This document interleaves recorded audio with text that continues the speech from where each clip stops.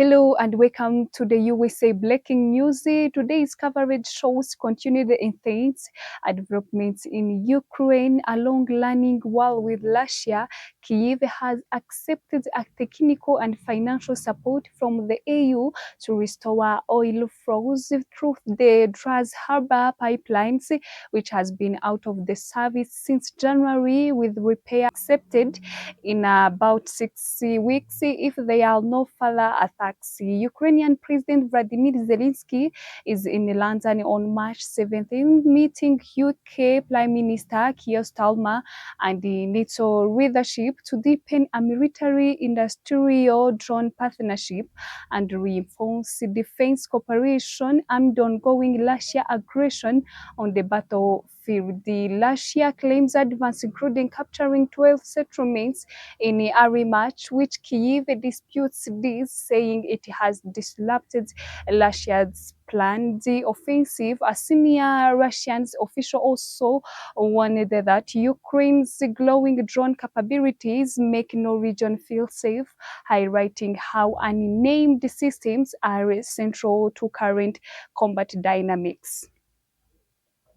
In Belgium has several notable developments. The government awards a delayed wire contract to rebuild its first national security satellites, Matthew, bolstering technological sovereignty and defense capabilities. Meanwhile, Defense Minister Theo Franken announced the troops will be deployed to protect Jewish community sites following suspected attacks, underscoring growing concern about the anti-Semitism and public safety.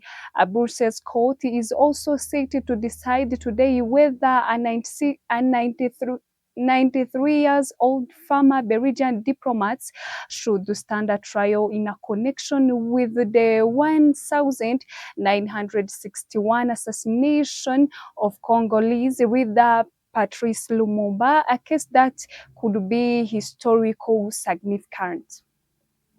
In Australia is dealing with the economic pressure as its central bank raised interest rates in a response to persistent inflation and a global energy shock linked to geopolitical tensions. A fuel shortage and rising petrol prices have triggered a government intervention and warning against panic buying, while border concern about a cost of living continue to dominate a national discourse. In Saudi Arabia is preparing for the end of Ramadan, with authorities calling on citizens to observe the moon for the start of Eid al-Fitr.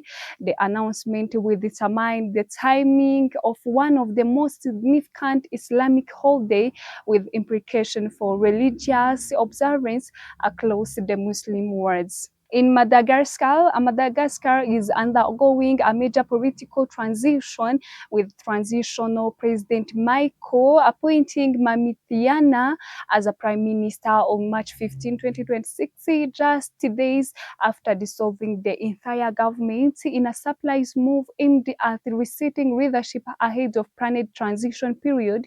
Officials framed the decision as unnecessary to restore order and efficiency within the state's institution and ongoing instability. At the same time, the country continued to deal with aftermath of cyclones Gezani, with the humanitarian agencies warning as of March 13 that 100,000 remain in urgent needs of aid. One update noted that significant humanitarian needs persist, especially for shelter, food, and rebuilding, as the recovery effort struggle to keep pace with the scale of destruction. In Rwanda, the United States is set to host talks with officials from Rwanda and Democratic Republic of Congo to restart restored peace efforts, reflecting ongoing diplomatic pressure amid tension over Eastern Congo. On other domestic fronts, Kigali is lively with culture sporting events. Global pop star Doja Cat arrived for major performance, captivating a social media ahead of her show. On the security front, the Rwanda Defense Force (RDF) was publicly thanked by Jamaica for its recent humanitarian engineering mission, underscoring Kigali's broader international engagements.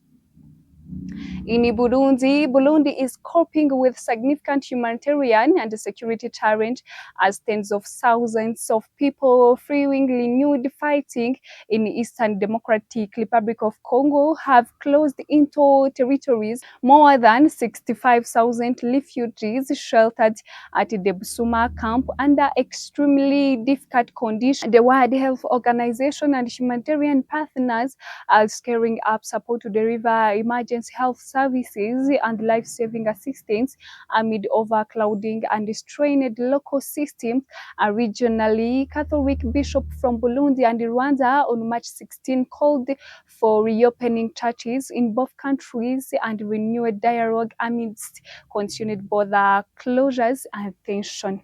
In South Africa is navigating both domestic and international challenges on foreign policy. March 16 saw the government push back against USA pressure to distance itself from Iran, with Director General of Foreign Affairs Zone Dangol affirming Pretoria's independent stance and rejecting a demand to abandon key policies, including its International Court of Justice case and Black empowerment laws. This position has added strain to relations with Washington. In Argentina government has issued a national-wide block on the prediction market platform Polymarket, including order to remove its apps from Apple and Google stores amid concern over unauthorized gambling activities, and court ordered the platform blocked for Argentina users. Those were the latest regional and international developments. For continued updates, in-depth analysis, and breaking news, stay with the USA New Times, your trusted source for global affairs.